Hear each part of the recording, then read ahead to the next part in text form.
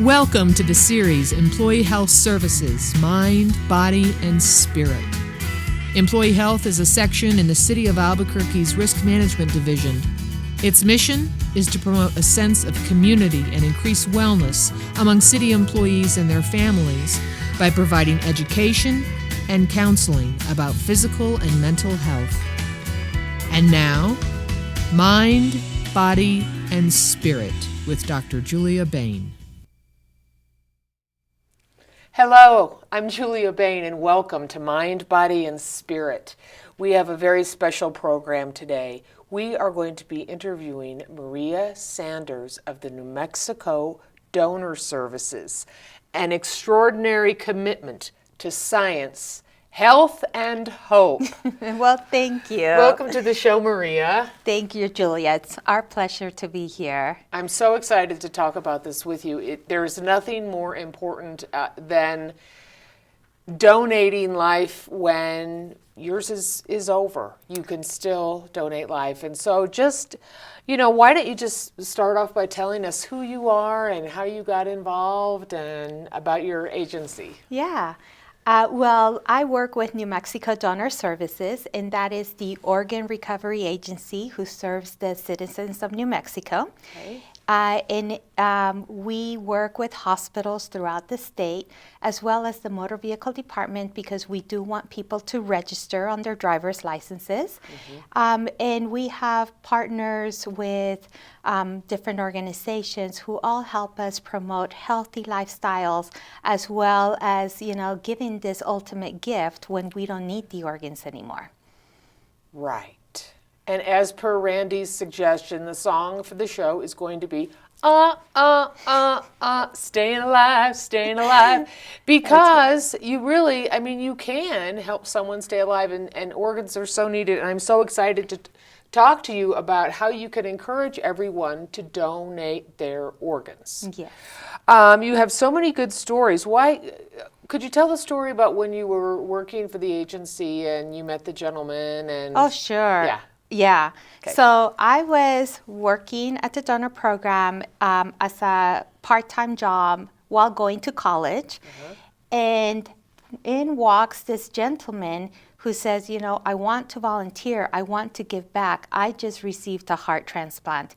And I was completely mesmerized, thinking, here is a man who is walking because of a gift somebody else gave to him. And he was so enthusiastic and so full of life. And he just wanted to make sure people understood that giving this gift had given him the opportunity to continue walking, continue sharing his story. And he just was an inspiration to be able to tell the stories of different people whose lives had been saved by organ donation. Wonderful. Yeah. Why should someone consider donating their organs? Why do it? Why do it? Because it's really the ultimate gift that you can give when you don't need your organs anymore. The organ and tissue donations we're talking about is after a person has passed on. Mm-hmm. And there are up to 8 lives that can be saved through organ donation. And up to your one body? Your one body. So there are 8 organs that can be transplanted, and up to 75 tissues that can be used for transplant and help up to 75 people. Wow. And that includes the corneas and so many other tissues that can be life-giving and life-enhancing. So, many people say, oh, I'm too old, I'm too ill, I have, different medical conditions. Yeah. And donation really is something that just about all of us can do. So I hope that everyone considers that they can continue to register and be an organ donor. Don't let your age be a barrier. Don't let your medical conditions be a barrier. You can donate your organs if you're 75 years old and you have cancer. Yes. And most people don't realize that even when a person passes away from cancer, they may not be able to donate a specific organ, but they can still donate their corneas. And the corneas is such an incredible gift. And the cornea is a tissue in your eye that's kind of like a contact lens, and it doesn't have any blood flow going through it, so that the cancer cells are not transmitted to the recipient. Because what I hear from many people is, I am ill, I don't want to pass my illness to somebody else. Sure. And we make sure that every person who is a donor, we do a medical evaluation to determine if there is anything that would make them at risk of passing on something bad to a recipient. So don't be concerned, just go ahead and register, because you may be able to save someone's life through your gift, or even giving them the gift of sight. I had a friend who worked at UNM as a professor that had a seeing eye dog for many, many years because he was blind. He received a double cornea transplant. Of course, his dog, eye-seeing dog, was no longer used. So his dog lost his job. He was a great pet afterwards. But this friend of mine was able to see his brand new son, his infant who was born, who he hadn't been able to see until he was 6 months old because he could not see. So his greatest gift was being able to see his son. What a story. Yeah. And unfortunately, Amanda, who received a heart transplant, wasn't able to join us today, but I would like you, if you could, share her story with us. Oh, yes. And most people know about organ donation and transplants. Amanda is a young lady here from Albuquerque who never expected to receive a life-saving organ such as a transplant. She actually ended up needing a heart because of a medical condition that happened while she was pregnant. So her heart became enlarged. She ended up having cardiomyopathy induced by her pregnancy. And she delivered a healthy newborn girl, a beautiful little girl. And Amanda then started having problems breathing and walking around and was extremely tired, and they couldn't figure out what was wrong with this 20-something-year-old girl. And it turned out that she had suffered a very rare condition in which the heart becomes enlarged from a pregnancy. Amanda ended up needing this heart transplant, and she graciously was able to receive one that was a match in terms of her blood type, her size, and she is now healthy and happy. Her daughter is her joy, and otherwise, if she had not received this heart transplant, she wouldn't be with us today. And she is such a tremendous supporter of sharing her message about saving lives, because her life was literally saved through the gift of organ donation. Wow, what a story. Totally unexpected. Yes. When you get pregnant, you don't expect to need a heart transplant after you have your baby. Yes. And so many people, it's like that. We have healthy lives, and suddenly something happens that you may need a kidney transplant or a liver transplant, because we don't go through life saying, oh yeah, eventually I'm going to need a kidney or a heart, So many of the people who are waiting for a transplant right now, it was very unexpected. It's something that maybe cause complications because of some medical condition that they may have had. So no one wishes to be on that waiting list. Right now, we have about 115,000 people who are waiting for a life-saving transplant across the United States, and about 720 of them are New Mexicans. And most of the people from New Mexico who are waiting for transplants are waiting for a kidney. So we used to have, we would tell people, oh, you'll get a kidney transplant in 2 to 3 years from now. Now the waiting list is 5 to 6 years. Oh, my. And part of the reason for that is that so many people know that a kidney transplant can give them that renewed life, and they can go back to having a normal life. Isn't it like 98% success rate with the kidney transplant? Yes, it is. So instead of being tied down to a dialysis machine, and having to have very restricted diets, 3 hours dialysis 3 times a week, they can have a regular life by taking a couple of pills. And you told me when you're on dialysis, you can only have like 16 ounces of water a day. Yes. And I mean, there's just so much suffering involved. Mm-hmm. And here in New Mexico, we actually have a tremendous need for kidneys because of our Hispanic population and our Native American populations. Both are on a higher tendency to have diabetes and high blood pressure. So minority populations have a higher need for kidney transplants due to those two conditions. So we actually see that here in New Mexico, our waiting list is very high for our Native population and our Hispanic population. So we encourage people of all ethnicities to consider being organ donors and to sign up to be an organ donor because so many people in our community need that. Absolutely. And would you give us the phone number? Yes. Our phone number is 505-843-7672.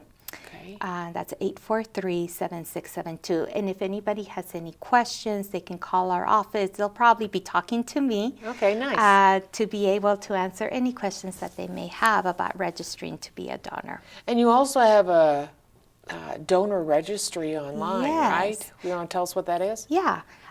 We now have a national donor registry where people can register. It doesn't matter what state you live in or where you travel to and move to. And that national registry is called Donate Life. And the website to that is registerme.org. Okay. So anyone can go to that website and sign up to be an organ donor. So it doesn't matter if, you spend part of the time here in New Mexico and part in California, you'll be on that registry. And of course, most people know that they can register on their driver's license to be an organ donor.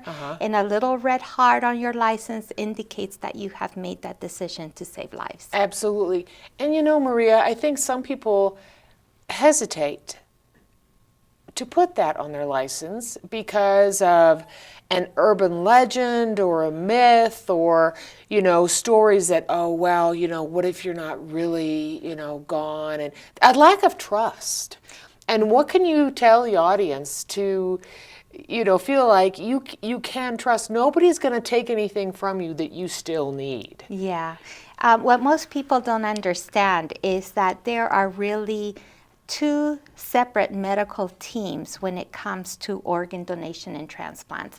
You have the hospital, the medical team that will do everything possible to save a person's life. And that starts from the time an EMT shows up to your door or a car accident. Their job is to save a person's life. So it doesn't matter if they have that little red heart on their driver's license, they will be treated and they will do everything possible to save an individual's life. Yes. After all life-saving care has taken place, only then is then the donor program, the medical team for the donor program called in at the time a death is declared. Okay. So you have to be declared dead. So when death is declared or imminent death is to be declared, the donor program is called in to determine if organs or tissues may be able to be donated and transplanted. And typically the answer to that is yes. Yes. And it's funny that you did say that it is an urban legend that people think that they won't receive medical treatment. And I said that we work very closely with the motor vehicle department, and the clerks at the MVD tell me that is really the first question or the first objection people have when they are at the MVD getting their driver's license. They're like, oh no, I don't want to sign up because they may not treat me. See? And that, of course, is an urban legend. And we encourage people, if you don't want to put it on your driver's license, then go and register on the National Registry. And it's just as easy to go to registerme.org. It takes less than 5 minutes to put the information there, and then you're registered to be a donor. You don't have it on your driver's license, so you don't worry about that urban legend. but then you still are registered to save somebody's life. And you can have the confidence that you're done. You're done. You don't need it anymore, and you can give so much of yourself to help so many other people, even though you're not going to be able to live on you yourself with your personality and your life, but you're going to be able to help so many people. Yes. I mean, it's extraordinary. I can't think of a better thing to do. That's how extraordinary it is. Yeah, it really is. And also for the families, because we work very closely for families who have had loved one pass on, and who have been able to give this gift by donating organs or tissues. And for families to know that their loved one was able to give this gift, there is nothing that is going to replace their loved one. But many times knowing that gift, they were able to save somebody's life by donating a heart, a kidney, a liver. They know that they were able to give sight to someone or restore their mobility. That is an incredible gift. It is. Because as you well know, grief is a long process. Yes. But many times knowing that, someone out there is living a better life because of my loved one is such an incredible gift. And it can really help the grief process. Yeah. You'll miss the person you love until the day you die. Exactly. But during that process of thinking about them and remembering them and missing them, you can think to yourself, there are all these people walking around on the planet who are having a quality life because of the donation that my darling made and gave. Yeah. Tell the story about the coach. Oh my goodness. So we had a donor family whose 18-year-old son, Jonathan, was going to be a donor. And this is a family that has shared their story many times. And they said, we have our son's YAFL coach who is in need of a liver transplant. And they asked us if they would be willing to donate their 18-year-old son's liver to the coach who had been waiting and was extremely ill. He was declining very fast. So Jonathan's liver was transplanted into his coach. Wow. Now, these families were already close beforehand. And, the tragedy of Jonathan's death, their 18-year-old son, but having the coach receive Jonathan's liver has just brought them so much closer together. Wow. They go out and still participate in so many games and activities, and to them, it is a living reminder that Jonathan is still around. He helped their coach, Jonathan's coach, live, and he's doing well. And every time he sees Jonathan's parents, he thanks them for that gift. That's so touching. It's so touching. Yeah, it really is. So we have incredible stories like that all over New Mexico, and many times we hear them. Talk about, Maria, the religious barrier that gets in the way of people being an organ donor. That it's against my religion, or I don't think that my organized religion would approve of this. Can you address that, please? Yes, and many people think that that their religion would require them that their religion is against donation. Where in truth, every religion has come out with a statement saying, if organ donation is going to save somebody's life, then they fully support it. We have statements from... Green light, green light. Yes. We have statements from the Pope. We have statements from Jewish communities. We have a statement from an imam, which is the Muslim leadership. So every community has now said that organ donation is life-saving. And many times, there are members of that religious community who are in need of a transplant. So they have seen this gift work. They have seen renewed life within their own religious community. So it is a tremendous gift. And we encourage people also to share it with their religious community. We tell people, talk to your leadership, talk to your faith leaders, and find out what your religious beliefs are.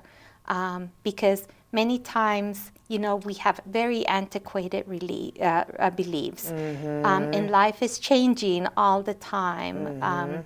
And organ transplants have now been taking place successfully for over 50 years. So we know it's no longer an experiment. Right. We are saving lives every single day. And there may be a member of your family or your friends who may be in need of a life-saving gift. So let's try and share that gift by signing up to be organ donors. Absolutely. Yeah, while you're spreading the gift of love, also spread the gift of, hey, you can be an organ donator too. Yes. Spread that message while you're at it. What else? I know you have another really good story. Tell me the story about the man who couldn't walk and he got his tendon replaced. Oh, that story is my husband. That was why I remember. Yes. What's your husband's name? Randy. Randy, Yes. we're going to talk about your knee, pal. Oh, okay, yes. Get ready. So he actually, you know, was very active in sports in high school and college. He wrestled for UNM. And after we got married a couple of years later, he was still involved in the martial arts and got hurt to the point that he couldn't walk because his tendon, he had already had 2 knee operations to repair the tendons in his knee. And his orthopedic surgeon said, you know, this is the last thing we can do is we can give you a donated tendon and do the ACL, which is the replacement of that tendon. He went in for surgery that morning and was walking out of the hospital that afternoon with this donated tendon. So many people don't realize that it's not only organs that are life-saving, there's also tissues that can be donated. Over 1 million transplants with tissue take place in the United States every day. And it may be a little piece of tendon like my husband received. It may be a piece of bone. Every day? Every year. Okay. 1 million tissue transplants every year. Okay. Yeah. That's I a should lot. figure out how many every day. Yeah, there you go. Somebody get out a calculator. Yeah. But tissue is it's not life-saving, but it is life-restoring. So my husband was able to go back to teaching karate. He is a coach, and he is also a PE teacher. So all those things in his life, It was so he could necessary. not do. Yeah, he could not do his job because he couldn't walk. So now he has been completely restored. Of course, you know, he is nonstop all the time. But yeah, it was this incredible gift of a tendon that was able to give him the ability to continue doing what he wanted to do. And they found a match in terms of the donor's tendon and Randy's size. Yes. Right? Yes. They match you up like that so that it's a fit. Exactly. Yeah. And that's why we say when a person donates, it's not only the 8 organs that can be life-saving, it's up to 75 people that they can help with the tissue donation. That includes tendons and heart valves. The 8 organs, I wanted to talk about them Okay. too. So up to 75 people can receive your tissues. And up to 8 people can receive your organs. Yes. If my math is right, you can help 83 people by being an organ donor. Exactly. At least 83. And if we all were organ donors and we could all help 83 people, there wouldn't be this waiting list. We wouldn't have a shortage of organs needed. So a kidney, I see this waiting list for 2017, 96,000 for kidney, and the transplants, 19,000. Look at all the people who did not get a kidney because there was not a kidney to be had. Yeah. Liver, pancreas. I didn't know you could transplant a pancreas. For type 1 diabetics, it is possible to transplant the pancreas. So people who have had to have insulin shots all their life can have a pancreas transplant. Many times they can also have a kidney pancreas because diabetes, of course, as we know, damages your kidneys. So many times they need that transplant at the same time. That makes sense. Yeah, it says kidney pancreas right here. Intestine. Yes. There is a condition known as small gut syndrome in which many babies are born with this, that they cannot process food, so they're tube fed. Their whole life. I met this 6-year-old that had been tube fed his whole life, received a intestinal transplant, and now can finally eat the way we all eat. Because up to that point, he had never had food go through his mouth because his intestines couldn't process the food. Wow. Heart, lung, and lung. Yes. So there's up to 8 organs that can be, 8 people that can be saved through the organs that we can donate. And there is also possible for, if we have a healthy enough liver, maybe up to 9 people that can be helped by one organ donor, because the liver can be split. So the small lobe of the liver can be separated. Oh, I and didn't know that. Yeah, we have babies who are waiting for liver transplants who usually die on the waiting list because the liver would have to come from another infant. So now doctors are able to dissect the small lobe of the liver that is being transplanted, give it to an infant, so that the baby's life can be saved and an adult's life can be saved. You are wonderful. We are out of time. Will you come back and talk about this again? Oh, definitely. So we can Thank get you, our Julia. numbers up for people to donate? Yes. We should talk about this twice a year at least. At least. And you're so knowledgeable. Thank you so much, Maria. Thank you, Julia. And thank you for watching. Please, please, please be an organ donor. It is the most important, one of the most important things you can ever do. And thank you for watching. This is Dr. Julia Bain. Until next time, be happy and be well. This has been Employee Health Services Mind, Body, and Spirit.